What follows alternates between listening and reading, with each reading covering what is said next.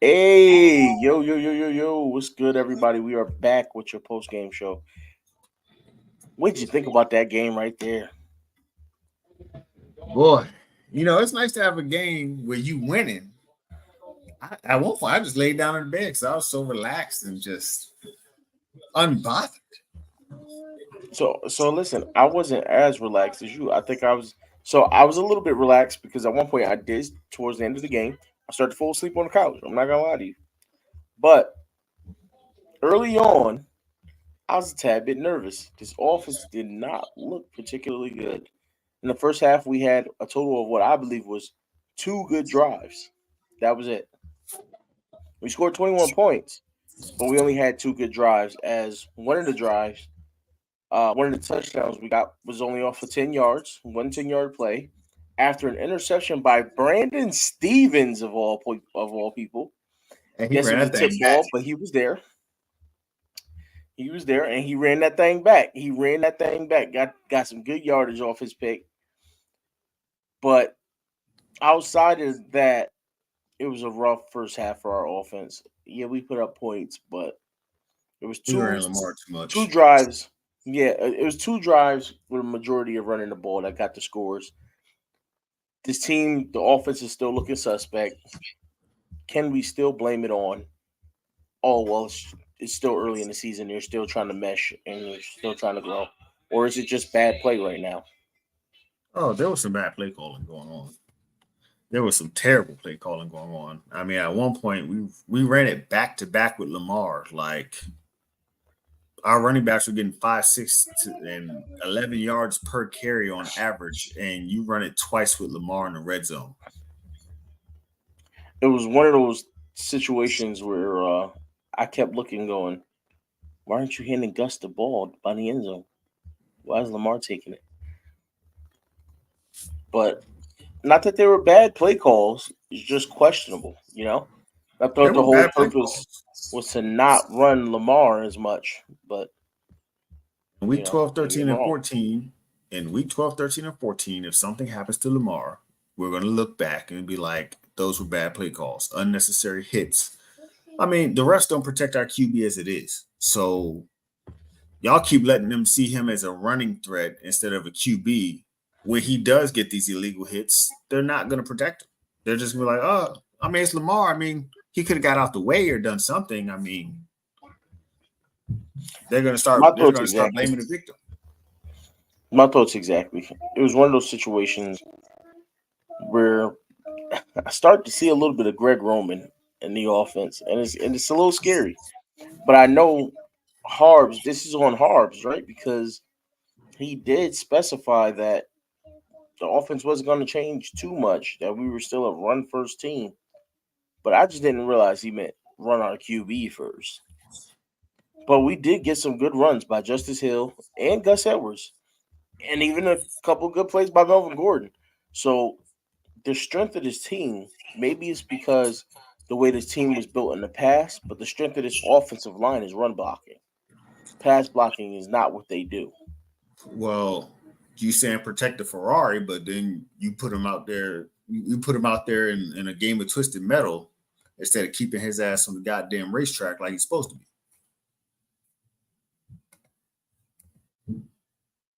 I mean, no, there's nobody that can deny that. You tell the offensive line protect the Ferrari, and then you got him running middle read zones. Like, I mean, come on. Our running Yeah, backs are.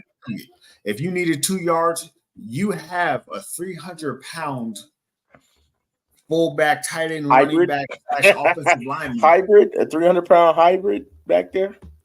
Right, use them. Use them, use them. We got Zeke Okage in the building. It was a great win, great win. I love the victory we got, but at the same time, like you said, still needs more work, a whole lot of work. And getting still, we don't have a passing touchdown to a wide receiver yet. In this game, our passing touchdowns went to Mark Andrews. So Look, like Hendo's is daughter that said, is she that want to due see to the Zay. scheme? She want to see Zay score and do that park high strut. That's what she wants to see. But I mean, we running this Greg Roman hybrid Monken offense. Then I'm starting to think, man, it wasn't even Greg's fault. He was just doing what he was No, told. I got another opinion that people aren't gonna like either. Yolanda says, "Hi guys, glad we won, but this style of play calling won't cut it." And we clearly agree. We agree 100%. So here's my thing, right? A lot of people aren't gonna like what I'm about to say. And don't hate me for this, people. Please don't hate me for this. But Too late. are we are we maybe holding Lamar Jackson to a higher expectation than we should be? Is Lamar right now suffering from the statistic of other players where they get paid and then they have an off kind of, and he's not even having a bad year, but it's falling back to the stigma of he's better running the ball than passing and things like that. And you notice that the pass game doesn't really pick up until after he runs the ball a couple plays. So are we falling back to that stigma where he needs his legs for his arm to be great? I wouldn't even say that stigma. I would say we're just putting him in a position where he has to be, where he has to do these things. Like it's we're just putting him in bad positions, and hey, we're gonna give you some peaches and some dirt, and we want you to make peach cobbler. Well, we can't say that this year, right? The whole thing coming in was no more excuses. We got him The offensive play, weapons. you got him weapons, and then you got bad play calling. So what do you want him to do? But we Everything thought has to be right to work. we thought Todd Monken had the ability to run several different types of offenses. That's what his career shown when he was in Tampa Bay to being at Georgia. To it's shown that as a coordinator, he has the ability to call plays for several different types of offenses. Maybe he's still trying to figure out what fits this offense and what fits Lamar's No, play style. I don't know. he has the ability to call them, but he has somebody over top his head saying, "Call this." It's clear Harbs is still dictating what the play call is calling, as opposed to saying, "Hey, you're a professional. We have to do your job. As long as you're not messing things up, I'm not going to be in your business." You know what? I'm glad you said that because that was my thought process, and I just don't want to be the only. I don't want to be my bias, right? Because I come on here every week and I say we got to get rid of John Harbaugh. So if I be the one to continue to say we got to get rid of John Harbaugh, when I say, well, Todd Bunkin's offense isn't what it is because I think John Harbaugh's holding him back, people won't take my word for it. So to hear another person come out and say it, maybe that's what they need, and that was perfect. I think that was perfect because it looks way too often that we're playing an older offense, right? It looks like we're running out of plays from last year. I think I was watching Coach's stream, and if I'm not mistaken, on our first that 10-yard touchdown or one of our plays, we ran counter bash. That was like our go-to last year. And we gotta get out of our own way. Right? And part of that is getting rid of the old offense and coming into a new one. Why is there such a struggle to pick up the scheme and pick up the offense if you're running mostly the same stuff? Well, as the announcers himself pointed out, you know, Harbs is an old school style, running offense. He's old school style running offense head coach. He said sometimes that's what you need to do. But for him to come out and say, yeah, he's an old school offense style coach, and it's spot on. So even when we have new toys, he wants to play with the same toys that he's had this world. Sorry, I don't know what You probably hear. my Oh, computer's I tripping. don't know if it was you or my daughter's in the background playing with some stuff, so you probably can hear that too. But yeah, like he's doing the same. You have brand new toys. You're doing the same thing. Somebody gave you a brand new Ferrari, and you reaching back for that 1983 Porsche 911, talking about I'm gonna smoke them with this. Listen, hold on. That's a good classic though. It's a But I, good I get classic. what you're saying though. But you got a GT3 RS with 680 horsepower, and it's turbocharged. That 1983 with 274 horsepower, it might be nimble, but that straight line is gonna Yeah, get it ain't rode out. straight line. It's getting cooked. Absolutely cooked. Listen, that was a perfect analogy. I absolutely love it. We have this thing going in Baltimore right now where, and I gotta take a second. I really got to put a lot of blame on Lamar because I blame the blame is mostly on John Harbaugh for me for not having a team ready. But I'm gonna put some smoke on Lamar right now because he's fumbled every game, Yes. every game. At some point, you got to get it together. There's no way you should be on a handoff tossing the ball into the running back's chest if it's not a toss play. But It's also it didn't look like the running back was ready for it. Like he didn't understand it well, was it's a hard running to play. his hands were in position for the ball to get handed into his chest. I wouldn't be ready for Lamar to toss that either because it wasn't supposed to be tossed. Lamar stopped the ball short of handing it to him and flicked it to him. That's never going to work out. I don't care who the quarterback is and who the running back is. So Lamar has to clean that up on his part. And I said to somebody at that point in time, I said I blame Greg Roman because he had Lamar running so many RPOs that he don't know whether to pull. He don't know if he's handing it off, pulling it out. He don't know what he's doing right now. So I think there's some, especially with the time he had off last year. I think there's a little bit of rust, but there's also we're seeing a learning deficiency when it comes to learning this new offense. And I I think think he's maybe skeptical of what the play is that he's about to run, like as if he doesn't know for sure when he's at the line. I think it's also nobody's had ball control this year. The NFL is has cracked down on stuffing the ball, aka breaking it in so it has better grip. And as soon as the ball starts to get broken in, they switch it out. I think they're switching these footballs way too often. And it's hard for guys to do what they got to do because I saw him hold the ball out, but it looked like he was trying to squeeze the ball and it just came out. It didn't look like So he it didn't look like he just pushed it. It looked like he was trying to squeeze it and it popped out of his hand. At so least when what I you're saw saying that's is so what you're saying is they're cutting down access to the footballs early on thanks to Tom Brady and Deflategate. pretty much. I mean, they Brett said Lawrence called us themselves that out here. Oh ye of little faith. Oh ye with little faith. Yeah, listen, both of us, we're gonna eat crow on that one. We picked the Browns to win and they got stomped out. But a part of me, I still question whether that was great play on the Ravens' behalf or just poor play on the Browns' behalf. And it's I their rookie did not quarterback think who the wasn't Ravens ready would be to that play. bad. The Browns were horrible. I didn't think they would be that bad. I thought they would do a better job against our offensive line. And I thought because they have one of the better paid offensive lines in football. I thought their offensive line would perform Absolutely. way better. They did have a number of guys get hurt during this game, by the way.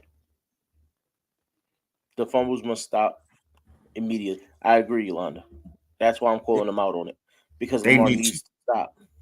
but everybody's fumbling. And I think it has something to do with the footballs and how fast they're rotating these footballs through. They used to let these footballs go for a series or two, and the NFL came out and said themselves they're going to carry more footballs. So each series they can swap footballs so it can't get broken in. I'm like, when you buy a football out of the sports store, everybody's dropping that son bitch until it's broken in. Like, I mean, everybody, you practicing with it. Hey, we can't play with this one yet because it's still too slippery, and you still playing with the old one. You're throwing practice with the new one, but I'm sorry, until I it gets can't. I can't let that be an excuse. These guys handle different footballs all day long. When you're at practice, they're They're handling different footballs from what they do on game day. I'm talking about Everything's different. the So whole NFL. it's your It's job. not. Yeah, but it's their job though. This is what they've been taught since grade school. They've been taught how to hold on to the ball, right? It's And their we're seeing it's not like they're holding the ball and getting hit and fumbling a lot of times. A lot of these guys are just not handling it correctly. That's exactly. If they were that's getting hit, I would say they were getting hit. But if you cock back like this and the ball goes out, look at DTR, the fumble he had. He cocked back to throw it. Nobody touched him, and it's just gone. He's just like, what the hell happened to the ball? This is okay. bare hand And holding a slip. listen, and that's on him. You got to realize these guys throw a different football in college too. So their job is to know how to hold. They got all year, all their They don't life swat the balls out in to do college as this. often as they do in the NFL, Ridge. Yeah, but that shouldn't make that big of a difference If as you've far ever as seen one of these balls get a little bit wet and try to pick it up brand new, it's just gone. yeah. It But is these gone. there was no rain in today's game, so that's the excuses out the window. As a It don't have to professional, be. as a It does not professional have to be athlete, raining for the grass to be moist, Reg. They water the grass before listen. they start the As a game. professional athlete, we both have called teams out on this. As professional athletes, you're expected to play in all these conditions, right? We've Right. always, as athletes, people have always played in these conditions. Rain, sleet, snow, doesn't matter. The ball gets wet, things happen, right? When you're talking about regular condensation, that is not a big enough deal for you to constantly be fumbling every single week. I understand what you're saying, right? For it to happen once here or there, that's whatever. But I'm saying the consistency of every single week, you should have adapted by now if that was the situation. That tells me that it's If just it was mechanics. It's bad if it was mechanics. a few players, it would make sense. But you're literally talking about the whole league. You realize The running whole backs are league's fumbling not and doing it though. they have gloves. Yes, they are everywhere. No, no, And the no, QBs no, have it no. the hardest because Let's they don't hold on, have hold a on, hold on. glove to the hands. Let's. You can't say that because the entire league is not fumbling the ball or dropping the ball constantly. It's not the entire league. Everybody's not sitting here with 35 turnovers, so it's not the entire league. I It get ain't it. At 35 one point, turnovers, but if everybody you track everybody's throwing interceptions. Everybody. So let's put it like this, right? if you Lamar's track dropping the the ball. fumbles, track the Hold on, fumbles look, from look. this year to last year, and they are higher, Reg. Lamar's Look it up. Lamar's It's a Lamar. I statistic. understand that. I understand that, right? But a lot of it is not just they're rotating different balls in and out.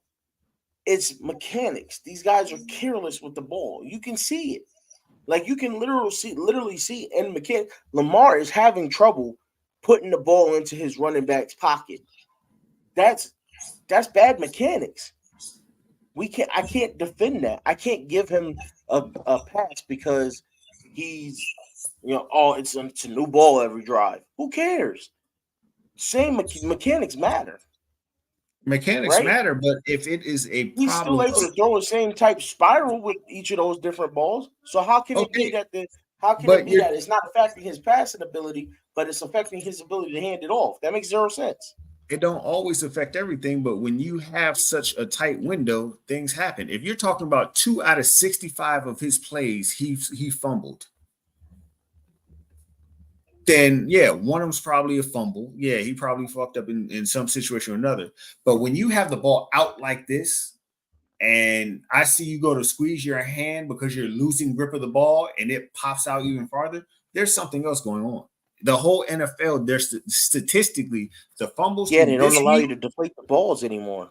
Look. It's I'm, not even I'm deflating the balls. They're handing you a brand new ball. The ball is oily, so Bridge. I buy footballs all so the time. They're oily until you I know. scuff them up. Listen, I played football. I know exactly what the football feels like. But that never changed. I never changed from ball to ball. I didn't just start. Oh, I can't hold on to it. These guys, this is the point I'm making. They're professional athletes. They've been changing ball to ball their entire lives. Is you Not have every to drive. as a It is professional not athlete every saying the drive. ball is slick is not an excuse. It don't have to be It's an not. excuse. It's just what the case is.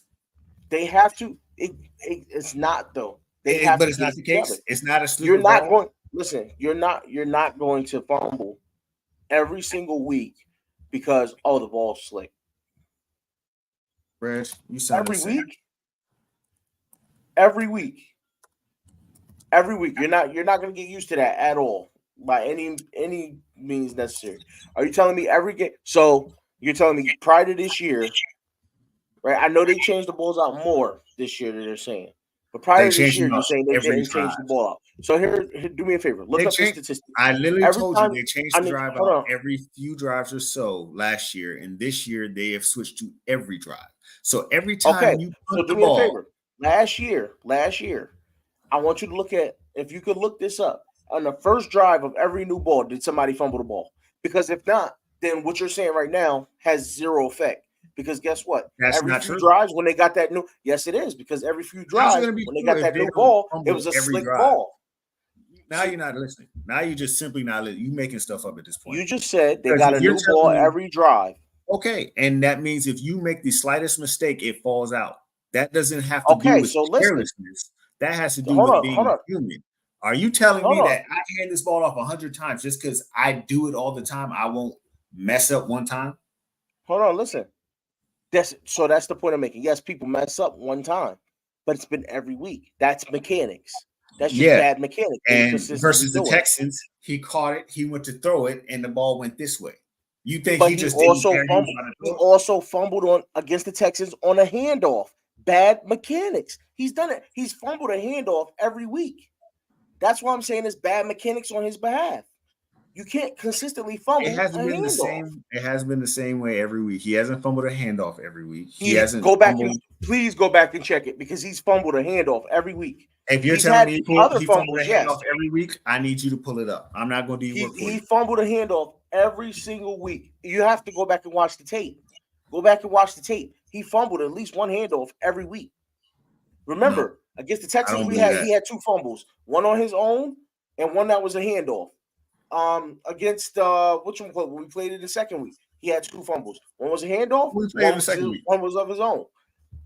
You remember I the don't even team? remember who we played week two. Bengals, You can't remember who Bengals we played, but you're against the telling me how Bengals. he fumbled every week, but you can't Against the remember who we Bengals played. That don't even make because I sense. don't pay attention to the other teams as much as I do the Ravens, which is on me. That's my fault because I need to do it more, especially now that I'm doing YouTube and stuff. I need to do more paying attention to other teams during our games, but I'm focusing on what our players is doing in those games. Lamar's fumbling handoffs, and we can't always blame the running back for the ball not getting there. He's fumbling handoffs every game. Yeah, I don't think that's a matter of he doesn't care. There's something else going on. I'm not saying he doesn't care. I'm saying You it's just bad said it was mechanics. his carelessness. That's what you said. You said carelessness. I said bad I didn't say mechanics. carelessness. I said bad mechanics. I've consistently said bad mechanics. You said he Bad handled the ball mechanics. Not care. carelessly. I didn't say carelessness. You I said said careless. bad mechanics. I never said anything about being careless. You did. Yo, no, you said that I said careless. So look, you said that doesn't mean it's carelessness. And I said I never said that. It's bad mechanics. Nah, you said I've carelessness. continuously said bad mechanics. So I'm pretty sure you this said is what I'm careless. saying. So look, to get back to the point, right? You said they give a new ball every week. I mean every drive. So now because they give a new ball every drive, people are fumbling more. Okay. Now what I said to compare that stat, go back to last year and I want to look at every fumble, every drive that they got a new ball. So if they got a new ball on the first drive and they got a new one on the fourth drive, did they fumble right away on that first and fourth drive? I guarantee they didn't. But that doesn't prove anything. It's a matter It of does. It proves that when you get a new ball, shouldn't matter. Because now, if you're getting a new ball every fourth drive, that means you're used to the old ball. It's all gritty it's and you're good. And it's then a all of a sudden, out of complete nowhere, you got a variable, slick Reg. ball and you That doesn't fumble. guarantee anything. It's a variable. And you're telling me this variable does not matter in your mathematical equation makes absolutely no sense. What I'm saying to you is that it shouldn't matter because they're athletes. And They what I'm do this saying to you is regularly. it will matter because they're humans. And when you go back to if anything, it would have mattered more last year getting a different ball less because you're not used to the ball you're getting when it comes in, rather than this year where you never get to settle in on the ball. It shouldn't make a difference. Think about it. If you're doing 3 drives with the same ball, and then on the 4th drive you get a new ball. Or that ball feels different. I should be fumbling as soon as I get that ball. But that wasn't the case. This is simply mechanics.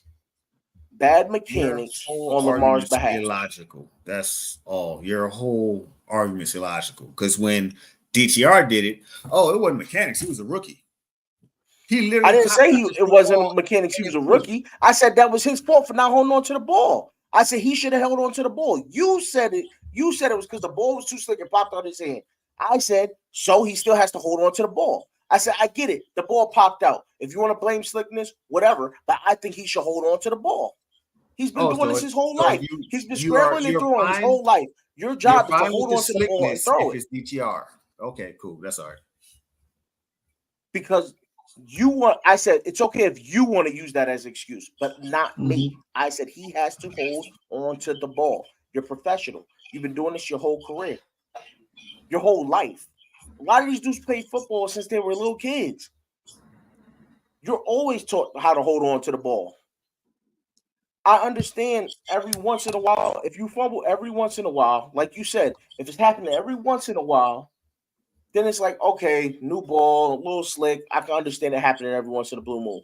But when it's happening this consistently, it's bad mechanics. That would be your assumption, but we realize you go off of your emotions, not facts. I'm not going. How is that going off of emotions? I I'm mean, telling what I you see. said we That's was not a emotions. 17th I'm ranked seeing team, if I'm but consistently seeing Lamar fumbling on this is you. Look, this to me, this is you going off of emotions because you're defending your quarterback. no, I'm not Whereas going off I'm emotion. willing to throw my quarterback's feet in the fire because I love my quarterback, right? I'm So I'm going willing to off say the he's got bad fact that mechanics with handing off the ball right now. I'm going off the fact that we're already 25 plus more fumbles this year versus last year.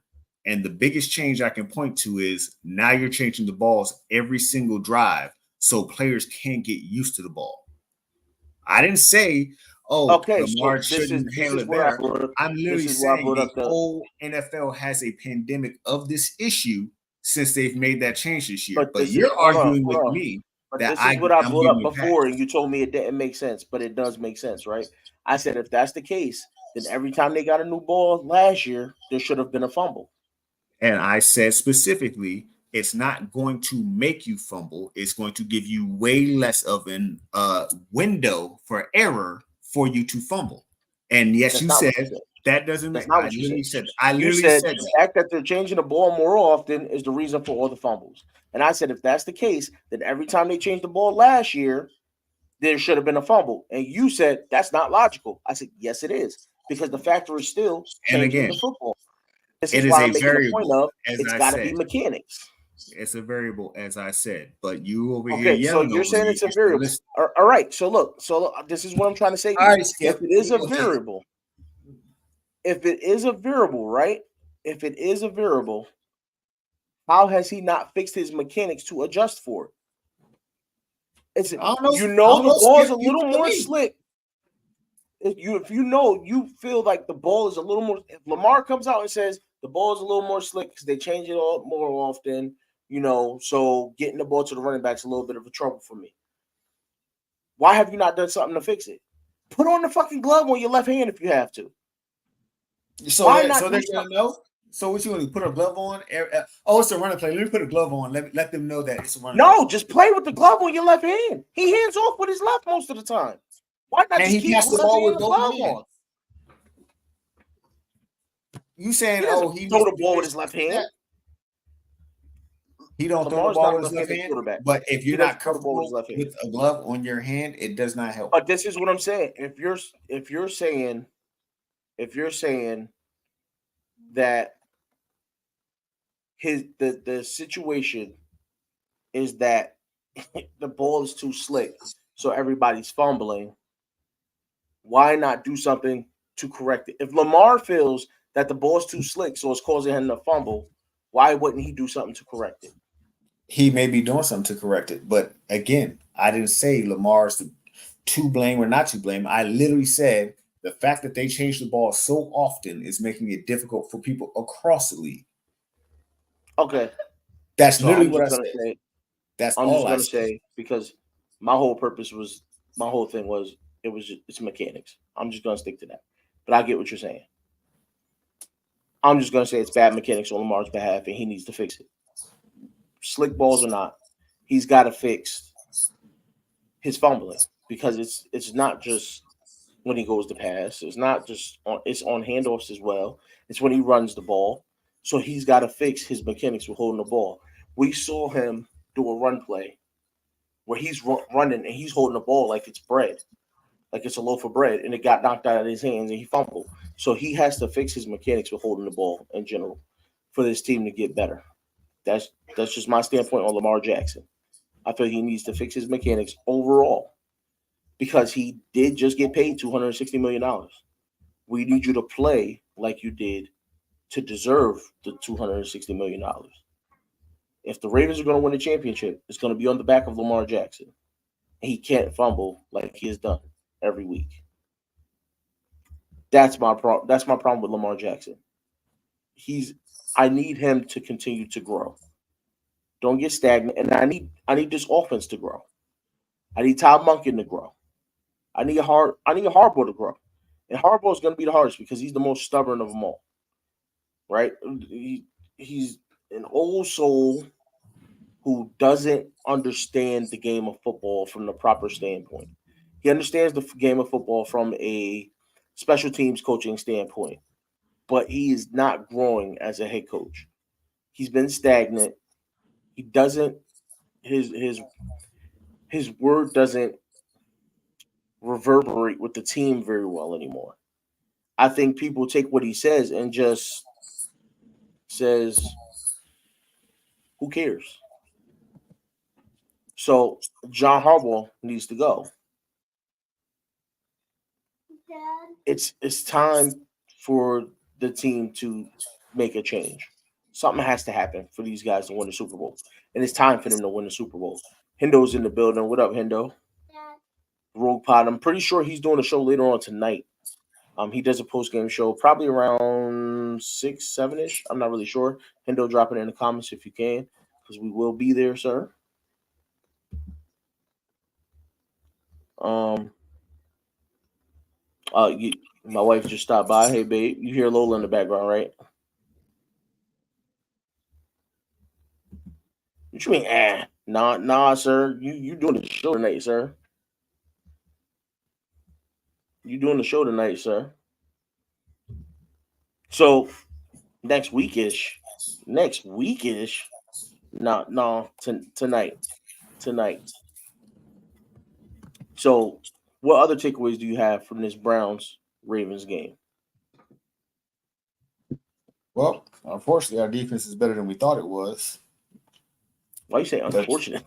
He said unfortunate. unfortunately, because they can't get no damn rest.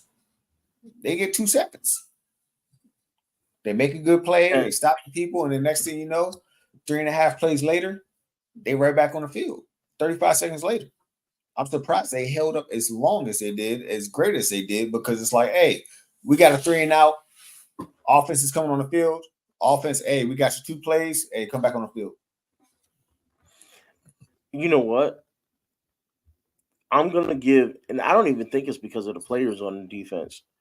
Mike McDonald is doing a terrific job calling these games lately. I mean, it seems like he's got the right play on for every play. Well, darn near every play. He's got the right coverage going out there. And sometimes they execute, sometimes they don't. But he's been phenomenal this year. But that again, what you said, them being on the field too often, that goes back to our offense and Todd Monken's play caller, or as some people are calling him, Todd Rodman or Greg Monken. This is again, I think we all agree on the fact that we're going to take this and say John Harbaugh say, hey, listen, don't get too crazy with the offense. I still want to be run heavy, and I'm going to tell them I don't want to run Lamar, but I do want to run Lamar. And don't get too crazy with your pass schemes. But it could also be a lack of talent in the wide receiver room as of right now, with OBJ being out, Bateman being out, and really being down to Treadwell as your fourth receiver. We I don't even think I seen Treadwell get on the field at all today. So it was three wide or less. You know what I mean? So our offense is in question right now. Hopefully, hopefully, Harbaugh will get over himself and just let there be some change because we do need to air it out more. We do need to find a way to get the wide receivers the ball so that Lamar doesn't have to continuously throw that beautiful jump ball he threw to Andrews in the end zone today. Because Andrews isn't always going to be able to jump over the defenders that's there. The guy that was DNM happened to be what 5'11 ish, so he was able to get up there and get that. But what happens when he comes up against a 6'4 safety, 6'3 safety, or corner that's got better leaping ability? We're going to be in trouble. So I guess this is my plea to John Harbaugh. Hey, please do something, change something. Um, you know, let Munkin. Okay, honey, go ahead. Let Munkin get out of his shell. Let Munkin, you know, get some type of. Or is this or is this Lamar too? Is Lamar maybe holding back a little bit too? Because they do say Lamar has some input on the offense. Is maybe a little bit of it him holding back as well? Nah, Lamar's a win by any means necessary. He's not going to hold back anything. Whatever he think is going to get a win, he's going to do it. That's all he cares about. And I think some of those times where he runs up to the line and they say, "Hey, you're doing a run," even when he thinks it's a bad idea, certain plays I don't think he's changing just because he knows if I change this crap, I'm gonna have to hear about it. We're gonna be talking about it all week. So let me just go ahead and run this ball, see what I can do, and get up out of here. Because Settling for what the Chiefs want. he already said, I want to throw for 350 yards a game, not run for 120. Yeah, Lamar wants to be a QB first. In this offense, this team. I'm not even gonna say this offense because we I think And in everyone the sees this pretty NFL much the same period, offense.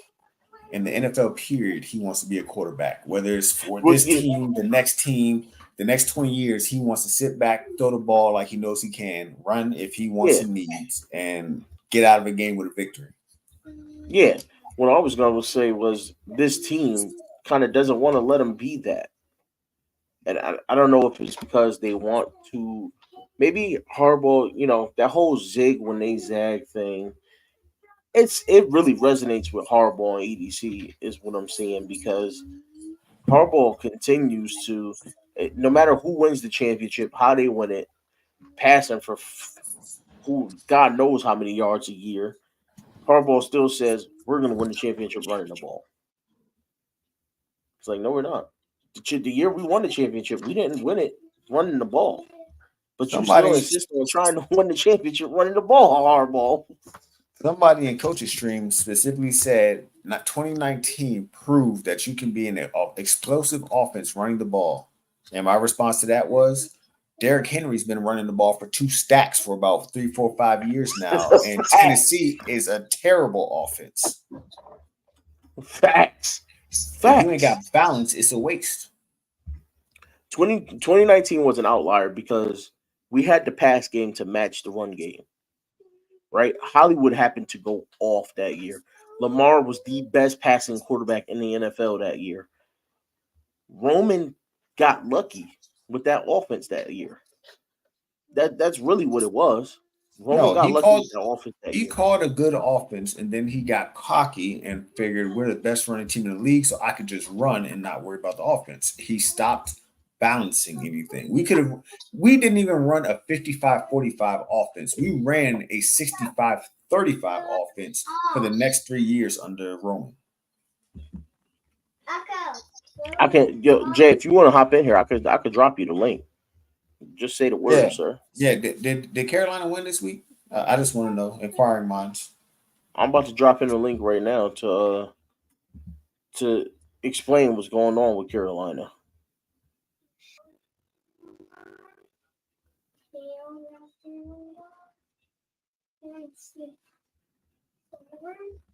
So let's get that. Let's get that in there. Oh, I forgot they even had. I forgot they even had a wide receiver. I ain't heard nothing about him. I hope nobody selected him in their fantasy draft in the first 4 rounds. All right, Jay, you should have the link coming your way. So now I want You to know should the have the stats link on coming your way, Jay. what's the We stats need on to hear what happened Hopkins. in Carolina. Oh, What, who? what's the, what's the stats on Hopkins? What's he done this year? I don't know. I haven't heard much. You know what? I gotta get into my Google bag because I got no clue. I got no clue. And a lot of teams, it turns out a lot of teams didn't want him. A report I read some about maybe a month ago, that teams were saying no to DeAndre. Ooh, he not doing much better than Prochet numbers at this point. Stop. Crochet not even playing, dog. 14 receptions, 153 yards. Mm, that's rough. That's rough. Well, maybe there's validity behind why teams didn't want to sign him. I mean, I still would have took him here, but maybe there's some validity to it. I don't Hey, think it has to. Jay, I dropped you the link, sir. I don't think it has to do with him. I think it more so has to do with they don't have a Where he decent went. quarterback we're talking about. Yeah, I mean, this is it's still a wonder though. Even when you're a halfway decent quarterback or below average, you know you can just throw it up to this guy and let him work. Why are they not doing it? They might Right? not even Teams make they might not even be getting to the point where they can do that. Now he does have more yards than OBJ or Bateman, but I think Zay has more flowers than all three of them. I mean, Zay has more yards than all three of them. but that's Zay though. Zay been putting in work. Okay, y'all. Give me the thumbs up when you're ready, Mr. J. Because all right, Yeah, they got a buck 88. we're gonna welcome Mr. J the Six to the main stage. What's good, sir? What to do? Not much. So No, don't be covering my up now. Did y'all win or what? Nah. I mean, I'm covering up because what's my the hair final is score? all like this. I didn't even But see what the score was. What was the final score? no, we lost. No. Who we lose? 21-13. Oh, that's not bad. You were in the game. You were in the Who game. is in the game? It's game finished. Jay, Mr. Hendo says hi. Miss Yolanda says hi. Who's good? Hendo, Yolanda. So Carolina, TMJ. You say he was playing today. Did he get any targets? I know that's your boy. I know you waiting for him to break out. What's his game? What did his game look like today? I don't know the exact numbers. I gotta check on that, but I did see like a Bryce trying to throw him his way a lot. Okay. So Bryce is well. That's good to hear though. Bryce is building some rapport with the young receiver, I mean, so I so know. they can kind of try to grow together in that offense. Yeah, MJ, 9 receptions, 56 yards, and a fumble. yeah, he did fumble. That's what I said. Like everybody fumbling the ball this week. Like What's up, Brent, Mr. Galloway? Brent is in the building. What's good, Brent? Mr. Galloway is in the building. Hey, I gotta pull him up, right? Because Mr. Galloway is a hip hop extraordinaire. That's what I like to call him, right? Not only does this man know what everything there is to know about hip hop, he's a phenomenal artist in and of himself. If y'all don't know, go check him out. Mr. Galloway, you see the name there. He's got a great show, Electric Relaxation. You gotta go check out him and Hendo. I love watching these dudes whenever they do a live. I'll make sure I'm there in the building. I mean, I'm learning more that I didn't even know about hip hop from these dudes regularly. So definitely get over there.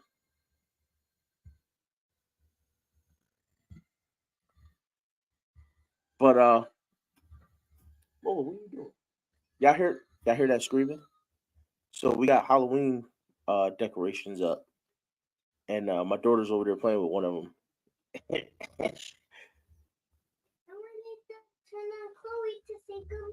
No, we're not doing that.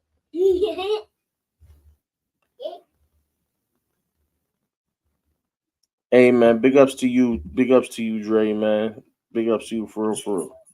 Love the content. 100%. So you never got back to me, Reg. You can't be the champion and bow out.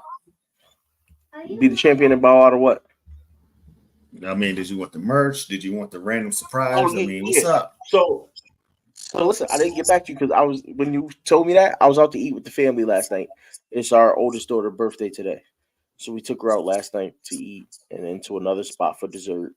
And I drove home. We was dead nuts tired, but me and my wife started playing Monopoly, and just you can tell. And we here's the best part though. There's no cleanup because I played it on the PlayStation. That's the best part. But Cheater. it was just so you said cheater. Yeah, cheater. Playing on a PlayStation. No cleanup. So, but it was just I've been so busy constantly, and then you hear the little one running around. It's just me and her right now because my wife's at work. So I've been constantly busy, so I didn't even have time. I was gonna hit the store and start searching through so I could find, but I wanted the rock. But you know what? I'll take the I'll take what was it? What was the other option? Pandora's box. I'll take Pandora's Pandora's box. box. I'll take Pandora's box. All right, go ahead and send me your email. I got you. Your address. I got something for you. Yeah, I got you. I'm gonna send you. I'm gonna send you everything. I'll send you everything in the Discord. You know I got you. Got that Steelers hat ready for you. I was about to, bro. So I planned on. I Oh know I'm done with the yeah. Steelers merch, right? My plan was to. I get paid Thursday, so my plan was to go out Thursday after Don't work. don't don't wear it on the week that we play the Steelers. If we lose, me and you That's gonna why I talk. wanted to do it. That's what I wanted to do. I wanted to wear it when we go against the Steelers because I said I would, but I didn't say when. I wanted to do it the week of the Steeler game. This sounds really bad. No, it was gonna be in a good way though. It was gonna be in a good way. But I'll take that Steeler how you want to send it. I'll send you the measurements and everything. No, that You know still what I'm had gonna be saying? on recession-based prices, and I'm gonna have to have Give me somebody else. give me I'm a gonna have somebody snapback. else order it because I refuse to buy Steelers gear. It's gonna come out of the Make it a snapback. it's gonna come out of Forever Yard Sale. That works for me. Just make sure it's a snapback. But yeah, I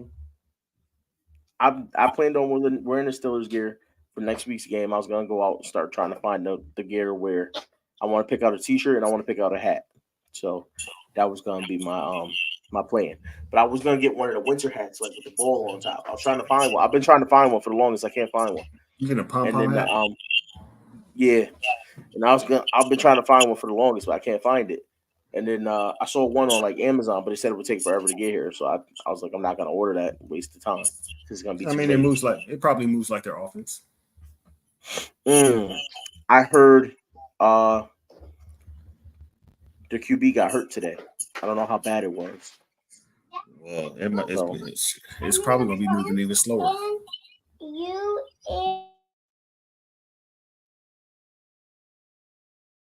It's Tractor Supply on the screen. What is this? I could have sworn it was about to be another football game. No, it's rodeo riding. What in the world are they doing?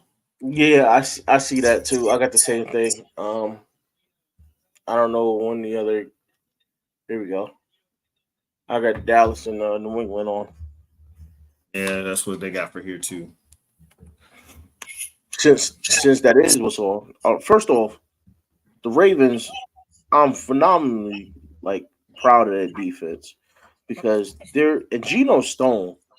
My goodness, I mean, I know this interception was a layup. You know, he found his way out of bounds again, but he's making plays on the back end, man. Whether it's tip drill interceptions or you know playing good defense, he's making a lot of plays. I want to see him more stay featured in this defense, even when Marcus Williams comes back and Marlowe and guys like that. I want him to still be a featured part of this defense because he's proven he deserves it. I mean, somebody I won't mention any names, who was in coach's stream. He was like, yeah, Kyle Hamilton needs to wrap up and this and the third. I'm like, Kyle Hamilton is probably the most short tackler on the field. He made a mistake and didn't wrap properly, but it happens. Like Yeah, it definitely has. Kyle Hampton gets his hands on you, and it's a wrap. Like you might as well just be like, look, let me go down before I hurt myself trying to get out of this. That's usually what it is most of the time. It's like you Yeah, watch Kyle some Hamilton. game. Man, listen, you're absolutely right. He's a solid tackle. He doesn't have issues. Our issue we had with Kyle Hamilton in the past was his coverage. But he's always been a solid tackle, man. He gets in there, and I mean, the rookie year he had a couple of nervous ones where he missed a few, he didn't wrap up. But that was being a rookie, where he was just out there trying to throw the shoulder. But he's a solid tackle. I mean, and Yolanda It Harris is says she loves watching Stone. Me too. Me I just too. find it funny how some guys have such bias for certain players. Roquan had 2 chances for a pick, and nobody, the same certain people don't say anything about, oh man, he missed that pick or anything like that. But somebody misses a tackle off a great spin move, and it's just like, man, this guy sucks. We need to get rid of him. Huh? Were you here last game on that great defensive effort that we wasted on of him? He I was seems in to the be the chat. only guy that can wrap up the QB and bring him down. Right. I couldn't see the game, so I was in the chat box the whole time. I didn't hear you say nothing about how good he was defensively, about how good he was hitting, hitting people and getting these sacks and everything, forcing fumbles and whatnot. I didn't hear you say nothing about, hey, he's doing a great job, but he missed a tackle and you ready to be down his neck. Yeah. Mr. J, you can jump back in whenever you're ready, by the way. Um, yeah, Kyle Hamilton's been playing phenomenal. I can't hold anything over his head. He's been above and beyond what I expected. Does he still show some, slight weaknesses in coverage? Yes, but to McDonald's credit, he puts him in better positions to be successful. Like he's not leaving guys that don't belong on the island. He's not leaving them out there on one. So he's doing a phenomenal job with what he's doing as far as calling plays. And it seems like the Ravens just have a stigma of being better on defense than they are on offense, no matter who's on the field. But see, that's the crazy part about the whole entire like system that we have going. We're we're drafting guys who aren't made for this for what we're doing, and then we're like, hey, you're a coach, build your scheme around what I gave you, and that's not really how it's supposed to work. I mean, let's be honest, that's nowhere near how it's supposed to work. We're supposed to Yeah, draft the right players. He wasn't the right player for what we were running, but you have a coach who's figuring out how to fucking make it work, and he's doing a yeah, really good job of making it work. Because believe you me, I saw him and I was like, unless you can, the closest you can get to coverage for him is be like, hey, this area of the field is yours. If something comes through this area, you have to keep it from being a completion. hmm That's what I said But about Kyle Hamilton when he got drafted. See, he does a great job of covering grass, not necessarily covering players. And that was just a perfect breakdown of that. What I yeah, said. So, I'm, like, I mean, he's basically a defensive tackle of what you want a safety to be. Hey, eat up this space and make sure that this is a situation if the ball comes this way. yeah. And to his credit, he's grown a lot in 1 year. Like he's made a jump. Some players, you hear of the sophomore slump, and for him, he's kind of blossomed. And again, that's a lot of it's thanks to Mike McDonald putting him in the right position. But we have the opposite problem on offense, right? I don't think we have enough great offensive minds for our offense to make that type of growth. But we do now have a real playmaker in Zay Flowers. We have a real playmaker, and we are letting our playmaker do what he needs to do to get the ball to him, which is also very important. Absolutely, absolutely. So, running the ball. Do you like what you've seen from Gus Edwards and Justice Hill today? I felt like they played pretty well. I feel like they finally used them the way I thought they should be used. You should have Gus be your main back, like the same way that Dallas, when Zeke was good, used Zeke and Pollard.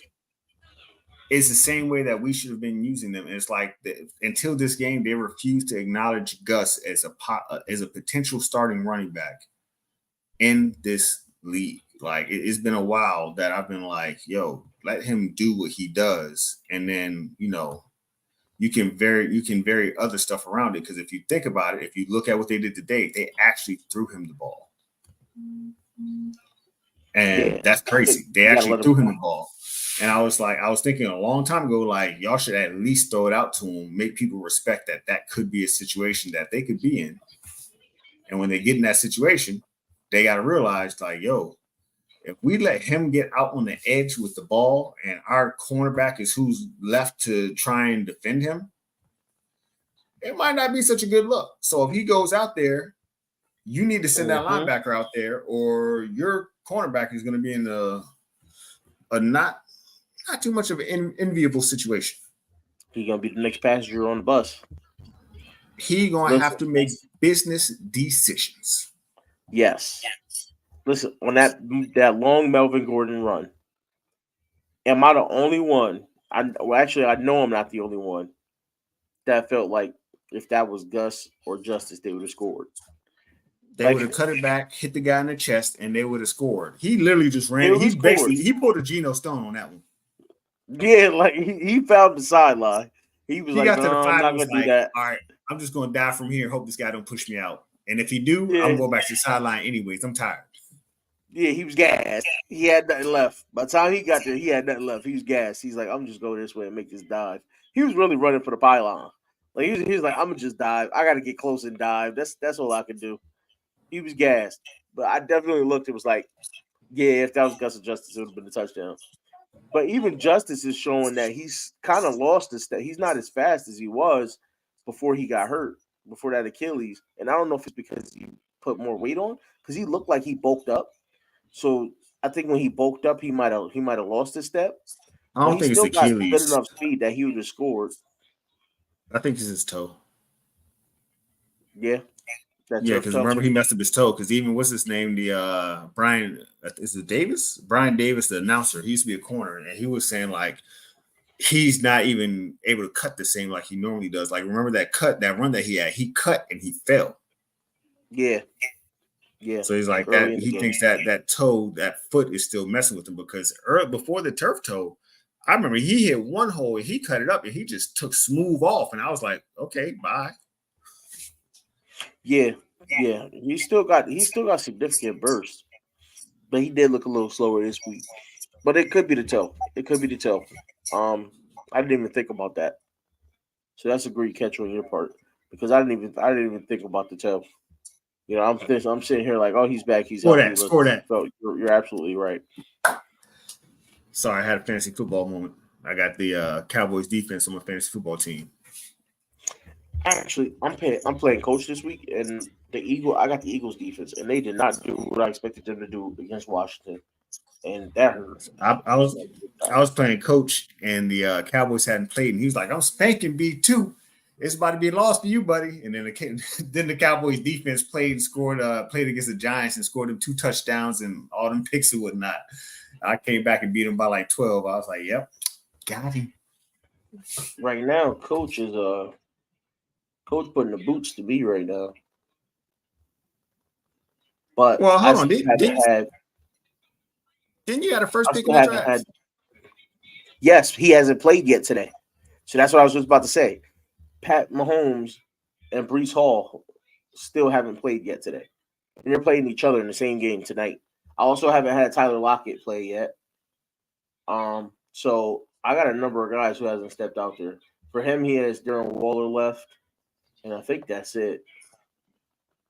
Darren Waller, oh, and Pacheco. So I think I'm gonna be good because he's only got me by 80 points right now.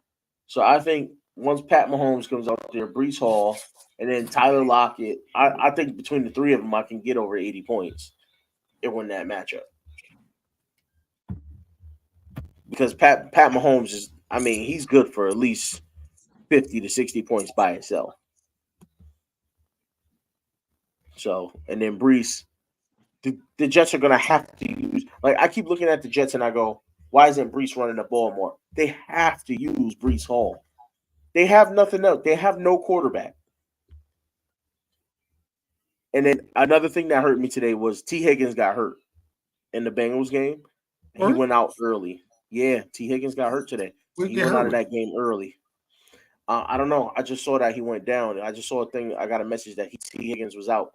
So he went out early. He had one catch, I believe it was, and he got hurt on that play and went out for the rest of the game. So that was a big thing that hindered me today, was not having T. Higgins on the field after getting hurt. I got him on one of my teams. No, I got Boyd. I got Boyd. I got T. Higgins on both my teams. I got him on this team and in my other fantasy league. That boy, because I've always felt like T. Higgins was not only a number one receiver, the number one receiver for the Bengals. That's just me. I love Jamar Chase, though. Jamar Chase is a beast. Don't get me wrong, but they're not trading him to the Panthers, bro. Y'all got TMJ. You just went crazy over TMJ. Y'all got TMJ. Y'all don't need him. We need him, though.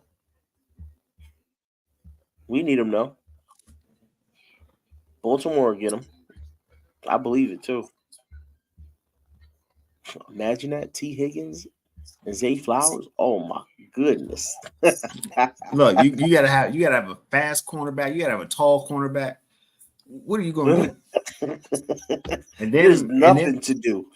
If you can keep Bateman healthy, I mean, it's gonna be a problem because he's a Swiss Army knife if he can stay healthy also. So somebody gonna have to do something.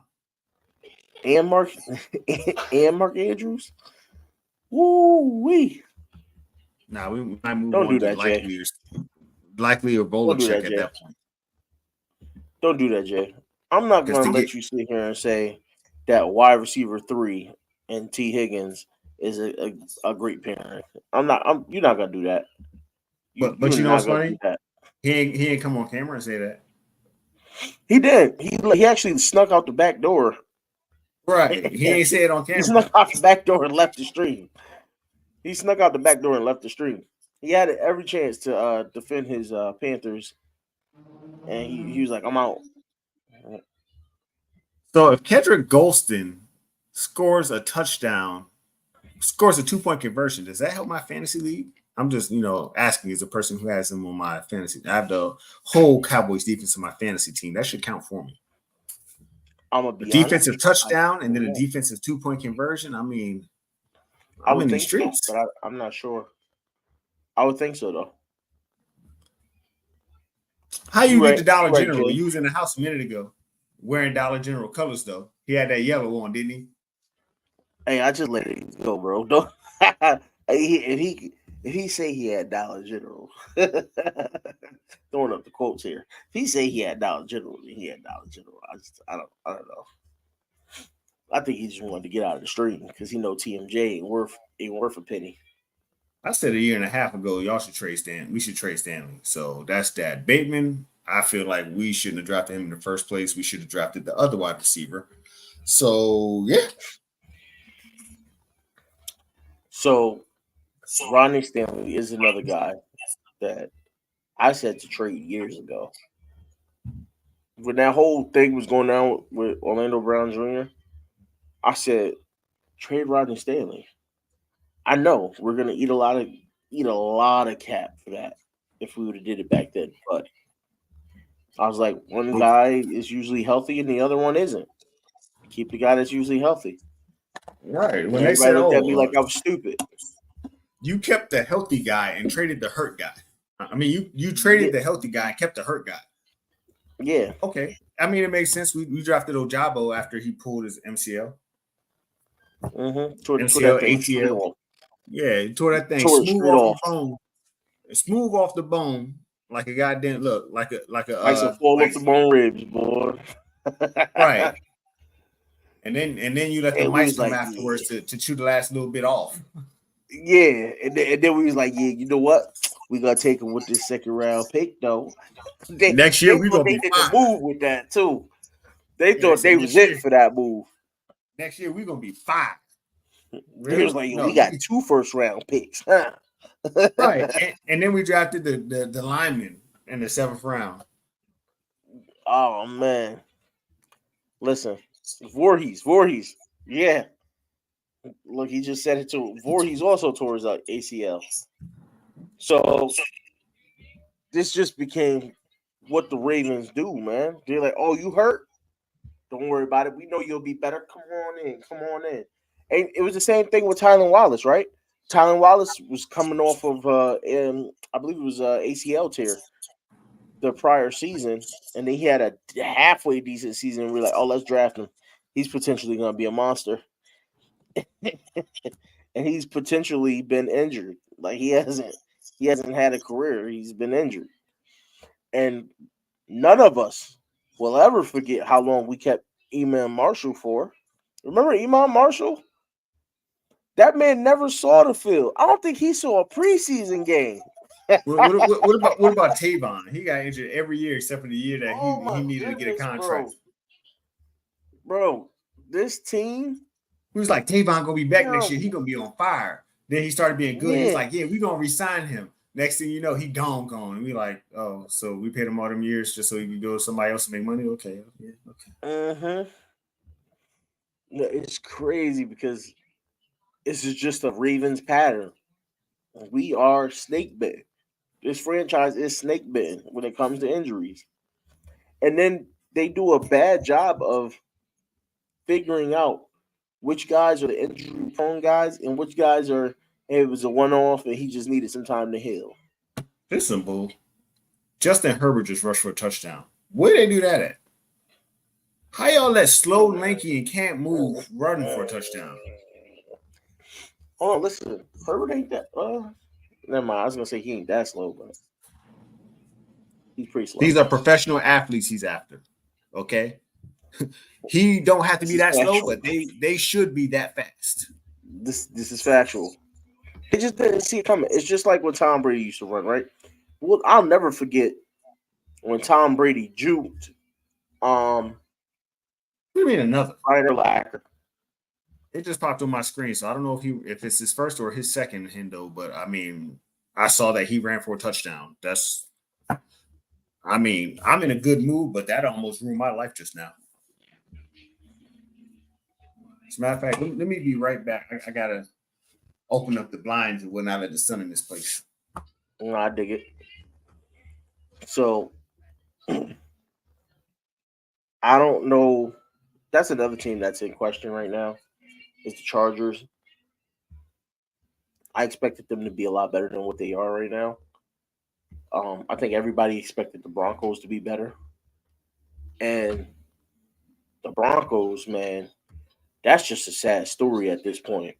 Sean Payton is looking like, I mean, y'all seen he was my zero of the week last week or whatever because they got smoked. He gave up 70 points. Like, you're supposed to be this head coach that everybody wants and needs, and oh, we need you back. We need you here. Come coach us. Come coach us. Come coach us. Like teams were fighting over this dude just for him to choose Denver and then be trash. I don't think there's anybody in the world that looks at Denver's roster and says, "Oh, that team doesn't have any talent." No, they just got bad coaching. And now, it could be the same situation with them as it is for the Ravens, where it's they're learning a new system and whatnot. But if that was the case, then the Ravens would be as bad as Denver. I think Denver's just bad coaching all around. So offense, defense, everything. Here's what I think. He had Drew Brees. Let's keep it a buck. He had Drew Not only Brees. did he have Drew Brees, he had Alvin Kamara. He had Michael Thomas. He had like the list goes on and on. He had a pretty stacked team over there. Their defense But still to this day is a darn good defense. Top 5. but if you think about it, Drew Brees made the Chargers look good. The only reason Phillip Rivers made them look okay. Drew Brees had them in that playoff game, and Phillip Rivers came off the bench with his still hurt shoulder, could hardly throw anything properly, and the coach let him start that game, and that's why they lost. His selfishness of I need to be the one on the field, knowing he was still hurt and couldn't make the throws he needed to make, is the only reason they lost that playoff game. And then the Chargers said, hey, he played well enough. If he wasn't hurt, we would have won. Breeze, you still have that shoulder thing. We don't believe that you could actually stay healthy, so we're going to let you go. And he went to the Saints, and he crushed every NFL record since then. I think he even appears for top. I think a coach did a stat, and he appeared 4 times in the top 10 for most throwing yards in a game or throwing yards in a year. 4 out of 10. Mm-hmm. So he was over there and with the Saints going wild. Even if you put an average running back there, Drew Brees was to Peyton Manning what Lamar is to Harps right now. Literally. Yes. You look at his stats and go, damn, that motherfucker going crazy. Harps goes somewhere else right now, he's going to get chewed up and spit out. I can see that 100%. You know what? Do you think the Chargers, who do you think they hate more at this point, right? Drew Brees for them letting him go and he being so great with the Saints, or Eli Manning for winning 2 championships after saying, I don't want to be drafted to the Chargers. Trade me on draft night. So, they can't hate Drew Brees, but who do I think they're more disappointed about not getting? It will be Drew Brees. Because Eli Manning, at the same time, he won 2 championships behind a top 5 defense that literally shut down the greatest QB of all time twice. If they don't have that NASCAR blitz package to sit Tom Brady in the pocket and go, holy shit, my life is in jeopardy, then there's no chance they win that game. Even as great of a defense they were, it was a helmet catch that he threw it up and was like, please, God, help me one more time to make that catch. He has 1 championship at best. Yeah. So, Giants, that defense, their pass rush, they're one of the teams that had the blueprint. I mean, aside from us, we had the blueprint as well, I think, to stopping Tom Brady. And it was pass rush. Get him out of his comfort zone of being able to sit in the pocket. It's just a lot of times our offense couldn't outduel their offense. But we knew how to disrupt Tom Brady. We knew how to disrupt Peyton Manning. But that Giants defense, that pass rush was crazy. And now that I'm thinking about it, outside of having what's good, Kenny? Shout out to new guy Kenny. I ain't seen you before, but hope we'll see you again. Yes, definitely. Like, share, subscribe. Come back for more. Because we need to. Listen. We are on the drive to 100. All right, we are on the drive to 100. We're at 94. We're on the drive to 100. We need all the love we can get, and we like to give all the love we can get. Pause. Don't take that in a certain type of way. But I wouldn't say he owns the state of Ohio, but he does have a pretty good record against the Browns and Bengals as of right now. But there's nothing to be ashamed about or embarrassed about with that, because Lamar Jackson is a different type of athlete, right? He's a once in a lifetime athlete, right? Ando says the first step is admitting, and not only is it the first step, it's a big step, right? But at the same time, it's Lamar Jackson. I wouldn't be embarrassed about Lamar Jackson beating my team if I wasn't a Ravens fan because he's that guy. But he needs, I can't believe I'm saying this year, he needs more help. But I'm not talking about physical help from his team, like his wide receivers. He needs a better offensive line, and he needs what might be a better coaching. It's as crazy as it sounds, because we already went over this. John Harbaugh is, Horrible. to me, bottom of the barrel at this point. And uh, as a head coach, for you to be a guy that doesn't go over your offensive coordinator's tape before you hire him, that speaks volumes to you and how you really feel about this team. I mean, he I might would be in there so well that he's just too cocky at this point. I would have to say I would take any head coach in our division over Harbaugh. And I agree. I agree. Actually, wait. I might not take the Browns head coach. No. You got to think about it. Hold on. If Stefanski I, s- had his, if Stefanski had Chubb, our defense would look nowhere near how they look today. I'll And admit that. Yes, Chubb would have cooked. And guess what? Guess what? Cleveland's coach sticks to what's winning until you stop him, and then he decides to try something else. this is true. This is true. When you put it that way, Harbaugh, that is Harbaugh very makes true. a game plan, and when it's not working, he says, "Hey, OC, call something that works." And he goes back over to where he was, and OC's like, "Didn't you tell me you wanted running's not working, but you said 60-40, remember?" Okay, cool. I'm gonna do 60 passing, 40 running. And then the OC sitting there in the office on Monday. Well, we won, luckily, but you should have stuck to the game plan. That's Harbs. So you know what's convenient? In our stream this morning, in our stream earlier this afternoon, when we did our pregame show, I believe it was either Brent or Zeke.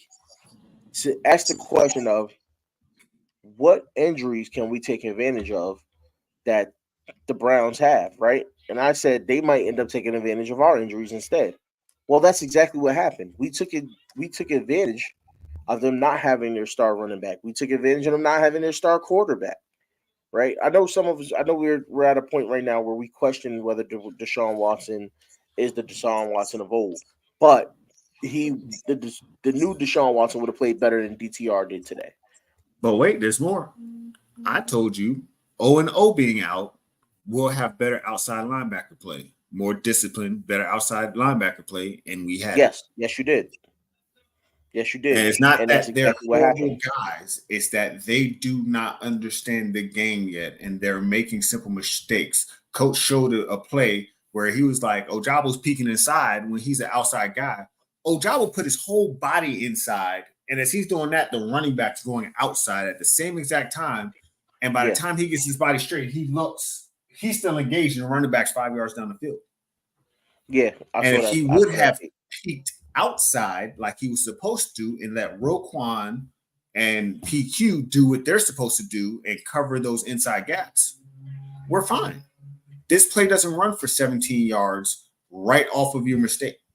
The second he peeked inside, the running back came on the outside. He didn't even know the guy was gone.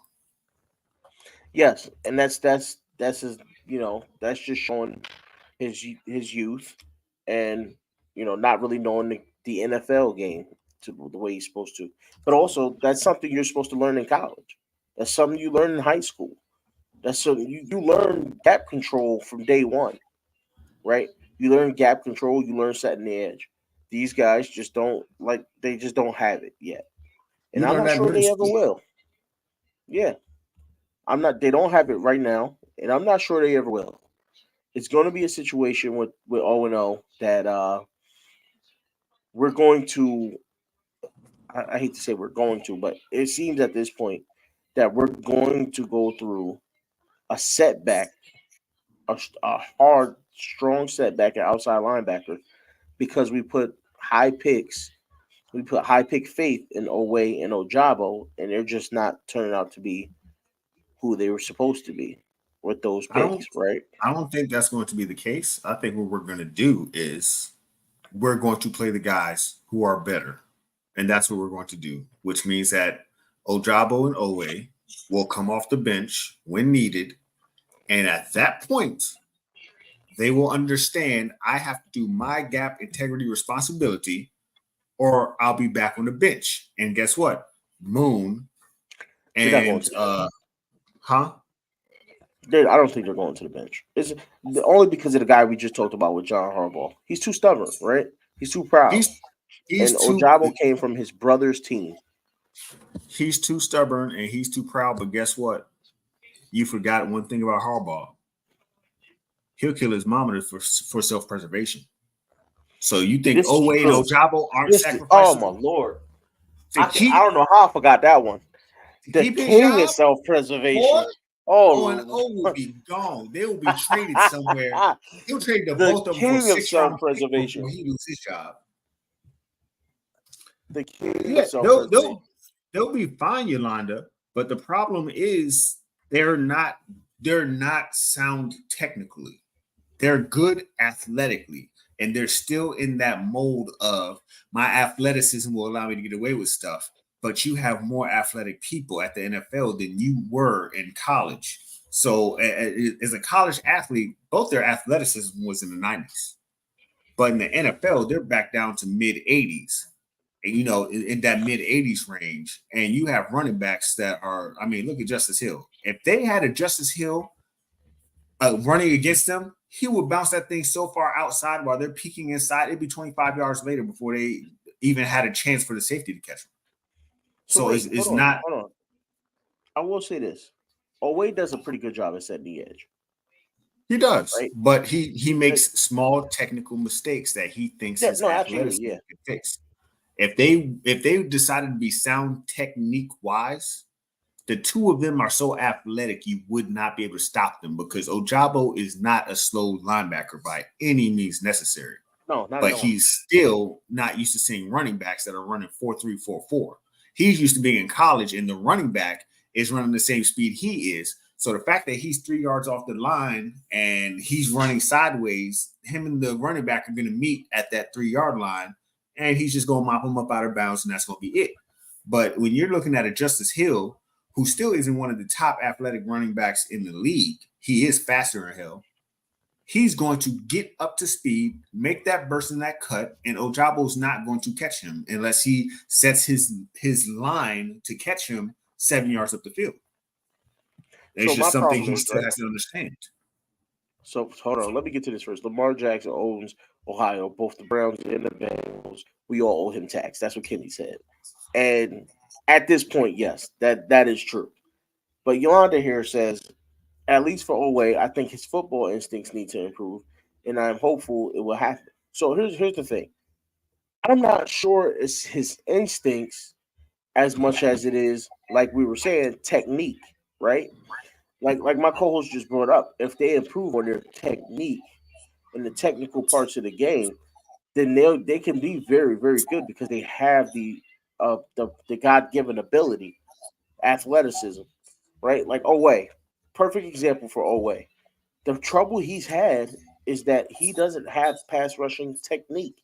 He has raw speed and raw ability, but he has no technique to go with it. So he doesn't know how to get off the lineman when he's being blocked. He doesn't know how to perfect that spin or that swim move. He has been lately, though.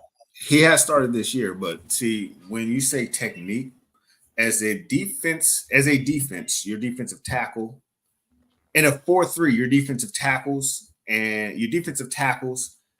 inside linebackers, those guys up the middle are instinct. Your outside linemen, your outside linebackers, they are follow the play. If I'm told to do a zone, do the zone. If I recognize something mid-play, make the difference of the mid-play. So as an outside linebacker, Ojabo's either dropping in the coverage or he's rushing. And you play the run on the way to the quarterback. So he doesn't play instinct. He's okay. I have my gap integrity. I need to rush inside this gap. And if it's a run, I'm already run fitted, so we're good. And if it's not, I just got to beat my man and get to the quarterback. Roquan and PQ are the ones who have to diagnose the play, have the instinct, know where it's going. The defensive tackle, Matabike, he has to say, okay, cool. They're lined up offset. I might need to run in the one, in either on the left side or the right side of the center and create a pile so that if it's a run play, nobody can get anywhere. Owe and Ojabo, their job is to play the run on the way to the quarterback, and if the play calls for it, drop back in coverage.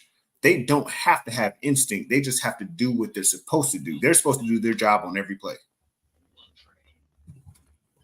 I think when she says instincts, though, she's talking about plays like where we were talking about how Ojabo had that technique and he peeked inside instead of outside. Instinctually, a great player, even if they make the mistake of peeking inside, they correct the mistake quicker based off their football knowledge and their instincts. But so I think that's what she may mean when it comes to those type of situations. But I agree with what you're saying. These guys are told, be here, do this. It's literally a point where they just have to stick to the game plan and try and make a play. Yeah, that's that. So It's just bad terminology. It's not instinct. It's just gap assignment. Like you don't, as a defensive tackle, of inside linebacker, and the safeties, those are instinct jobs. Everybody else is just supposed to do their job. So Jay, I can't let you sit here and say something like that about Patrick Queen when he's been playing phenomenal. He's been good in coverage. He's been good against the run all around, and he's been good blitzing. So we can't say what we used to say about PQ. So the problem is that PQ he's a speed backer. His job is to get to a place, disrupt the play. He is the defensive lineman version of Jadeveon Clowney. That is his natural position. Where he is now is his natural position. And that position is to disrupt the play and let Roquan do what he's supposed to do. But the problem is most people don't realize all this time that they've been trash talking PQ this, he missed this tackle. PQ missed 15 tackles, but guess what? He had 147 on the year. Yeah. Yeah. Even the year Roquan came over, PQ still led the Ravens in tackles that year. PQ is a rocket. You point him in a direction, you let him go do what he does. And you have Roquan, who is the actual inside linebacker who's supposed to diagnose and then react. So when you let PQ say, hey, if you see this guy move a hair, get him. I'll be there to fix whatever the mistake is. That's what their relationship is. And we drafted PQ out of that right side linebacker slot and told him you're going to be the left side linebacker slot. And guess what? That's not what he was trained to do. It's when they took LaRon Landry, when the Commanders took LaRon Landry and said, we're going to make you a free safety. And he's always been a strong safety. Those are instincts you can't erase. That strong safety has that instinct. If it looks like it's a run, I'm going to kill everybody in the area. And the free safety says, hey, it looks like a run, but until he hands him the ball off, I got to make sure these receivers don't get behind me. It's two different mindsets and two different jobs. They go hand in hand. If we would have had an actual left inside linebacker like a Ray Lewis did that for who was next to Ray Lewis all those years? Was it Sharper? He had a number of guys next to him. But He had Jamie Sharper. He had what's his name? What's the other dude I'm trying to think of? That was with us in like 2000. Right, but it's a bunch of them. That's what he did. Yeah. He said, hey, this is what the play should be. You do your do what you do. Go disrupt. And I'll fix whatever the problem is. And those guys left him, as they went to wherever and left him, they weren't the same because they asked Bart Scott to be Ray Lewis and on the Jets. And he was like, you didn't pay me to diagnose things. You paid me to go kill. That's what you paid me to go do. And this is all I do.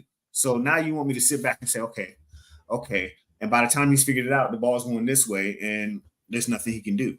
So yeah, Queen was drafted, and he was drafted out of position. He went from being a go kill guy at LSU to, hey, we need you to do all the thinking and tell Malik Harris to go kill. But guess what? Malik Harris was the thinker on his team. Yeah, absolutely. PQ specifically was a one great year will linebacker. And we drafted him and said, we want you to be the Mike linebacker. Not for any team, but for the Baltimore Ravens, who had Ray Lewis, one of the greatest of all time. And then followed him up by having Mosley, who was another great Mike linebacker. Who we didn't want to pay, and we let go to New York. Yep. Just like Bar Scott. Yep. So it was one of those things that was, like you hear in the background right now, a scary situation. But PQ, to his credit, once he got put back in his natural position, he shined. And the Ravens, immediately, a lot of people overlook this, but the Ravens do this to a lot of players. One of the players I always bring up, because people look at him and go, oh my God, he was so trash, he was terrible, Matt Elam.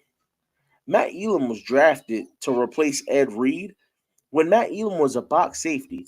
So what you see Kyle Hamilton doing now when he's making plays is what Matt Elam did in college. And then we took him and said, nah, we need you to be Ed Reed. We need you to free roam the field and play deep coverage. And he failed at it because it's not what he did. And it ruined his career. That's what the Commanders did to Ron Landry. Yeah. I mean, the guy was fast. He was almost as fast as Sean Taylor. He was fast. But boy, if he even saw the ball get put out like this, he was in the backfield already. Like, it was a wrap. He was in the backfield. Like, he literally ran like a 4.3, 4.4, something like that. He ran a 4.3. He ran a high 4.3, like 4.37 or something like that.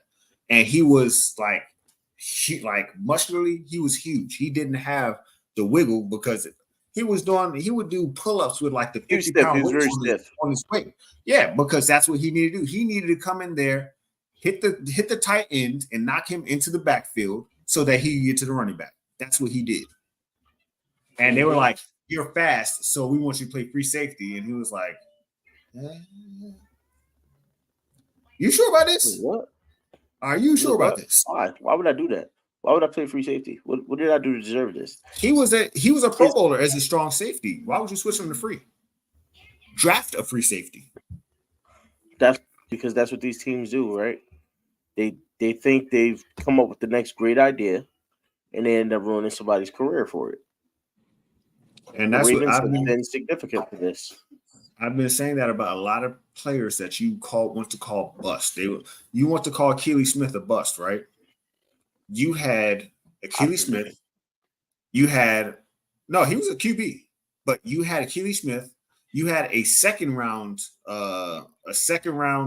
year QB, and then you had a seventh round QB who was basically in his first couple of years also. Who's going to teach these guys? The Bengals had not one veteran to teach a rookie first rounder how to be a goddamn QB. What do you think was going to happen to the guy? Peter Warwick. I mean, he was a damn near bunny rabbit. But you're sending him across the middle. You're sending him on deep sideline throws. You're sending him on 9 routes against the sideline, knowing that safety is going to come to try and kill him. Instead of getting him the ball on a slant and letting him do what he does best, juke, jump, spin. I don't even know what you would call it, but you couldn't get hands on this guy to save his life. You had Dante Hall, the best kick returner in the history of you can't touch me. And what did you do? He said in the history of you can't touch me. I'm done. I'm dead. Boy, he was playing tag with Ghost. You right. But you couldn't get him but think about it. They couldn't get him the ball on a slant route. They would give him the ball on go routes. He wasn't even the fastest person on the field. He just couldn't be caught. Like, you just couldn't get your hands on him. He was slippery, man. He was slippery. Right. You sending him on deep post and 9 routes. He's not fast. He's slippery. Give him the ball on a slant. You hardly ever see him. He had some speed, though. He was decent. He had some decent speed on him. In Madden, he would have an 85, 88. and then your corner has a No, it mattered. He was at least a 94. I'm gonna have to look it up. He was at least a 94. It mattered with speed. I mean, still, you have corners that are 95 speed. He's not going to – the corners that were going to line up against him, he was not going to outrun. So, yeah, he had some speed, but he wasn't Devin Hester. I'm just faster than you speed. So, you throwing a 9 route to a 5'7" guy who doesn't have Hollywood Brown speed doesn't make any sense. That hurts, bro. That hurts. Give him a slant, throw him a hitch route, throw him a 15-yard up and out. Throwing him a 30-yard bomb. We can't act like Hollywood Brown wasn't fast, though. I think Hollywood Brown was faster than Dante. Hollywood, that's what I'm saying. Hollywood was that fast that you throw those routes to Hollywood Brown. But Dante, you throw a route where there's some stop and go quick that slant. He can use. Right, quick slant. He can use his quickness, shiftiness, and then he has the ball in open space. He can do what he got to do. I'm not throwing a 45-yard over-the-shoulder bomb on the sideline to Dante Hall. Because even if he does get close to catching it, that safety's going to clean him off the map. But if you had to choose – go ahead. Finish what you're saying. I'm just saying, he never made the starting lineup because they never used him properly. Agreed. He was listed as a running back. This is true. If you had to choose a return man, I'm going to name 4 guys. I want you to choose one of the 4. But see, I'm gonna pick the guy you're not gonna choose because you're not you ain't old enough to remember this. So look, Dante Hall. Mm-hmm. No, because I'm going off some of the greatest returners of all time, right? So Dante Hall, Deion Sanders, and this is just to do kick returns. Dante Hall, Deion Sanders,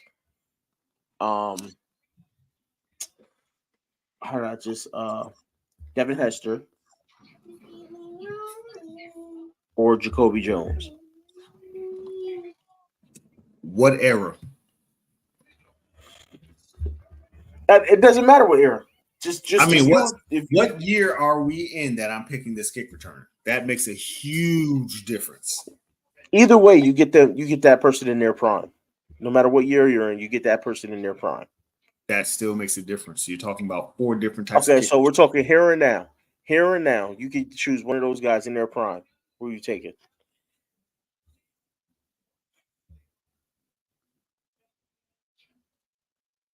I would probably take Deion.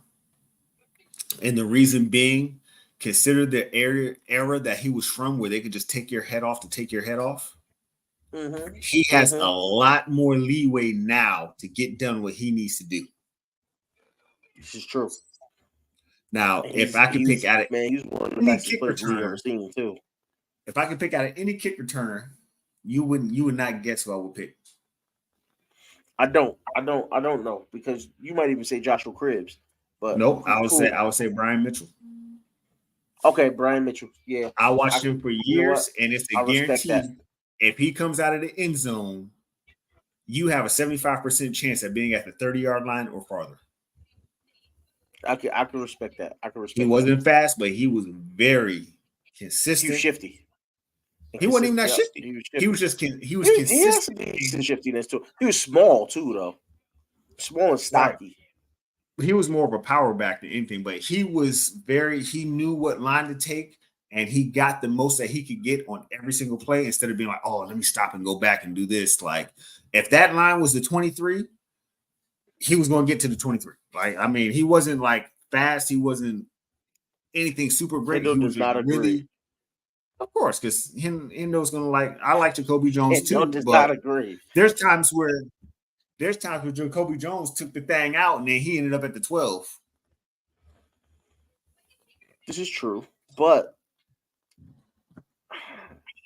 if I could say any, I'd probably still go with Deion. Deion first and Devin Hester second for me. Yeah, Devin Hester was a threat every time he touched the ball. Deion and Devin are 1 and 2. Like this, just and especially the crazy part is this era where you can't do that thing where one guy goes down and blows up 3 guys, and all of a sudden you got more guys coming than you got blocking. Yeah, like they would be crazy in this era. The crazy part for me is that they were both cornerbacks. Remember, Hester was a corner coming out of college, and they shifted him over to wide receiver because they how much speed and ability he had. But he was a corner in college. Well, he talked about that in his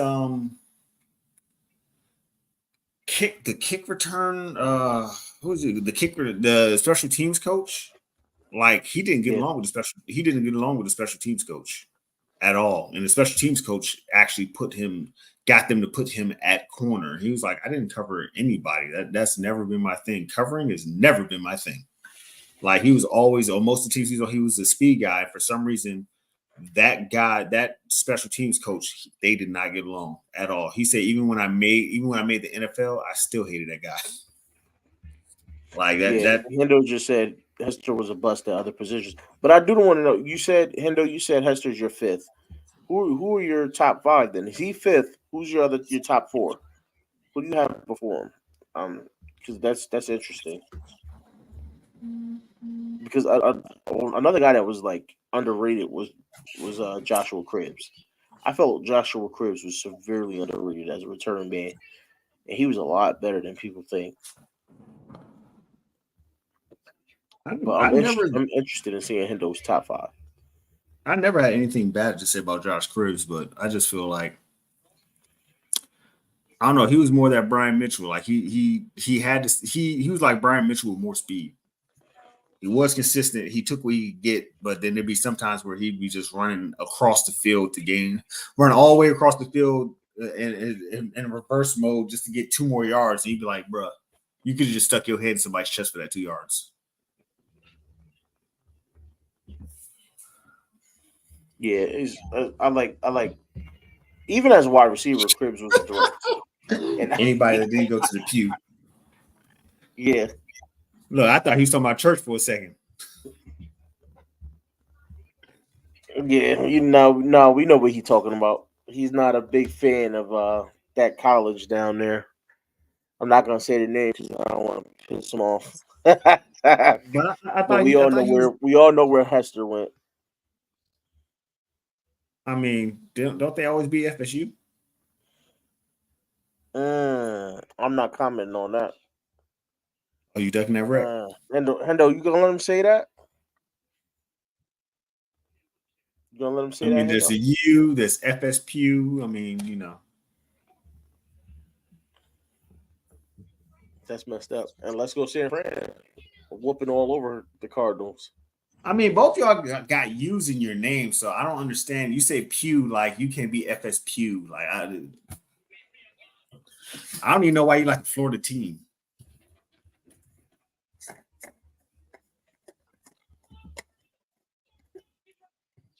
University of Miami.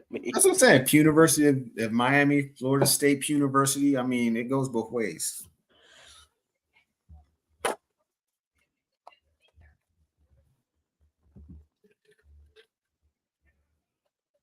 Look at that.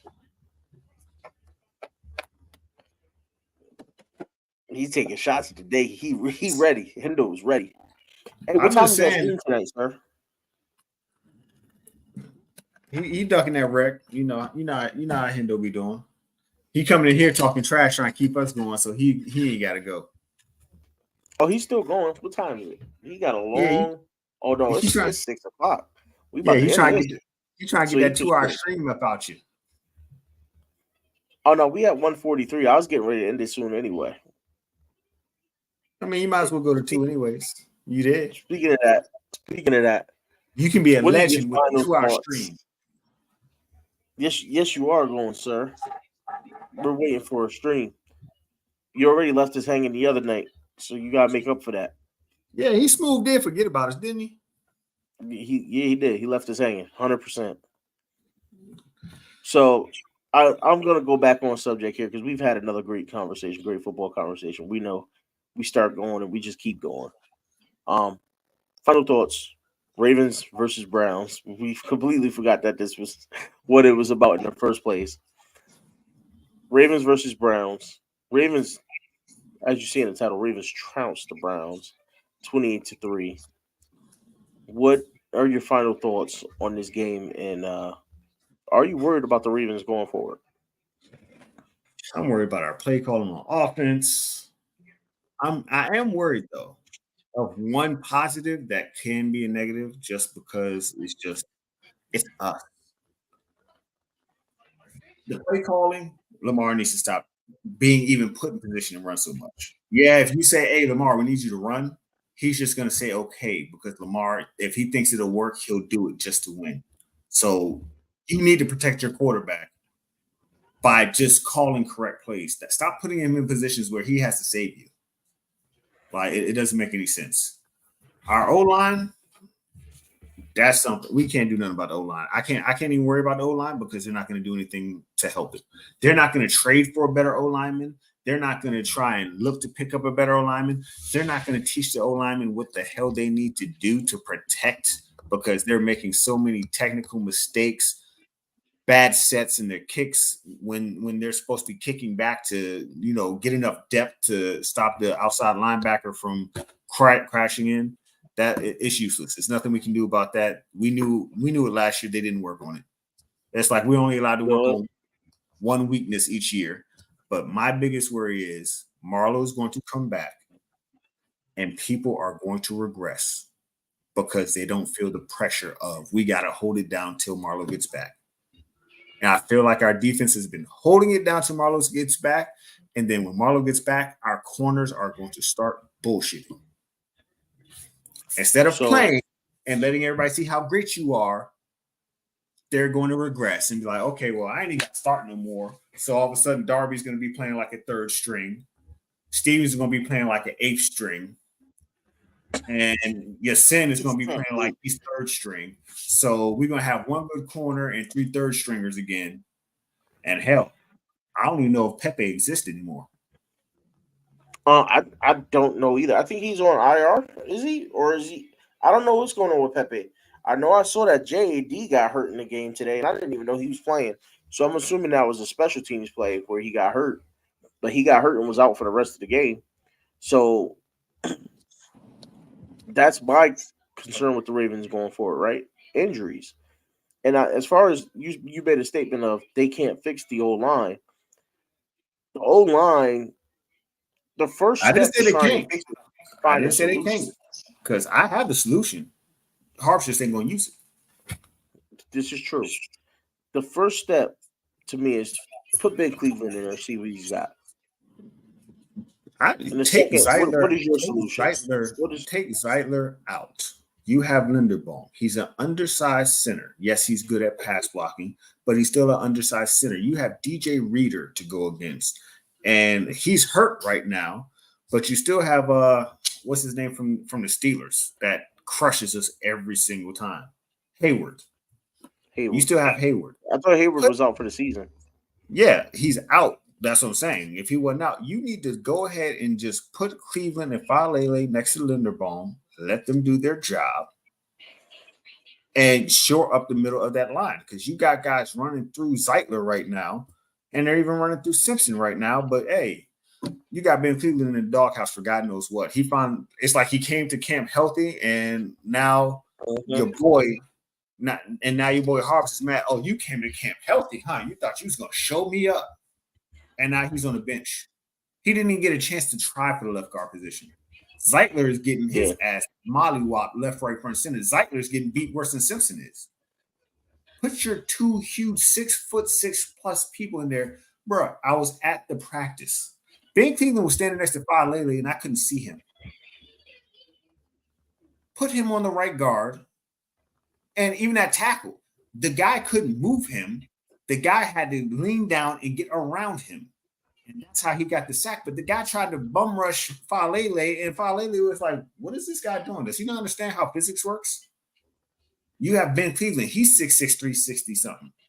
Put them as your guards and let them do their job. You needed to run, and you got Zeitler and Simpson in there, the two smaller guards that you have, trying to power run. Falele could fall forward on somebody. I mean, seriously, he could fall forward on somebody. You got two guards that make Drewski look small. Have you ever seen Pat Ricard look small next to somebody? He looks small next to both of them. This is true. Put them So in there and let them Hendo power said, run. to answer your question, Hendo said that Pepe is on IR. So he's done it for. Um, they also said Hendo and Jay said Hayward is 6 to 8 weeks, so we will have to deal with him at some point. And then Yolanda says she doesn't understand what's going on with Zeitler, and I think it's just he's older. It's another Well, year old. Zeitler is also a pulling guard. He's not a stand-up guard. His specialty with the Giants was he was a pulling guard. We're not pulling Zeitler, so we don't need him in there for power runs. If we're not going to pull him, he loses half of his ability that we need him for. That is his major thing. Even when we signed him, they were like, "Oh, he's one of the best pulling guards in the league." He's not a big guy. He's one of those big guys that gets around the tackle and leads the runner up the edge. We're not you. That's not in our playbook right now. So why do we even have him out there? We need to have the big uglies out there. When we had Orlando Brown out there playing tackle, these guys are bigger than Orlando Brown. Why aren't we running it like when we had Orlando Brown at right tackle? Hendo says Zeitler's play was slipping last year. Again, I think it's just he's getting a little older, and you're right. The play style, right? But the funny thing is, we're pulling a lot, but we're pulling to his side, so he doesn't actually have to pull. He just Exactly. has to step forward and block. So it's kind of like again shooting ourselves in the foot, right?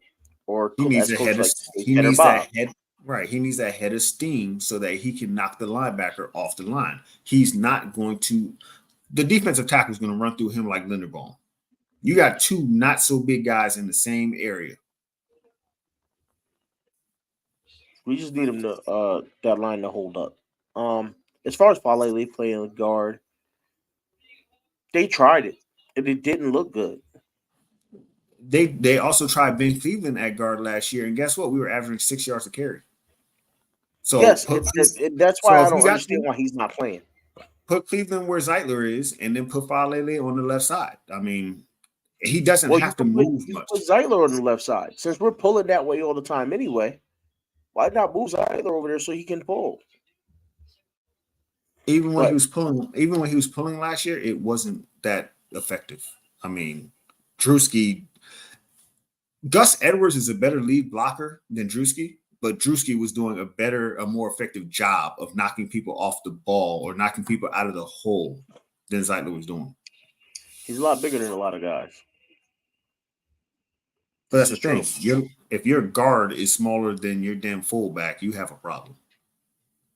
And our guards So, are smaller than our fullback. so you say at this point, throw Falele at guard, throw Cleveland at guard. We still got we still got to worry about them tackles though, and But that's that where see I have that's an issue. but that's what I'm saying. You have Falele out there at right tackle. You're putting him in a shitty position because what is his job? Agreed. He is huge.